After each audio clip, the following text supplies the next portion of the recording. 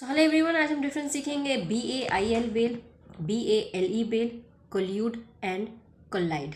ठीक है। सो जो BAIL बेल होता है, सबको पता है इस बेल का मतलब क्या होता है। जमानत, किसी को टेम्पररी बेसिस पे रिहा कर देना, ठीक है, उसको बोलते हैं बेल। अगर हम बात करें BALE बेल की, इस बेल का मतलब होता है लार्ज बंडल ऑफ गुड्स। बड़े बड़े गट्ठे भरे पड़े हैं, गठरियाँ बनी पड़ी हैं कह सकते हैं एक तरीके से। अब वो लकड़ियों का भी हो सकता है, वो किसी अनाज का भी हो सकता है। एग्जाम्पल के लिए जैसे गेहूं के कट्टे बंधे रखे रहते हैं, उसको भी बेल कहते हैं। अगर हम बात करें कोल्यूड की, तो इस कोल्यूड का मतलब होता है बेसिकली मिली भगत कह सकते हैं आप इसके लिए जो है षड्यंत्र कह सकते हैं, प्लानिंग कह सकते हैं, प्लॉटिंग कह सकते हैं, कॉनाइव कह सकते हैं आप, और स्कीमिंग कह सकते हैं आप, कॉन्स्पिरेसी कर रहे हैं आप बेसिकली। ठीक है।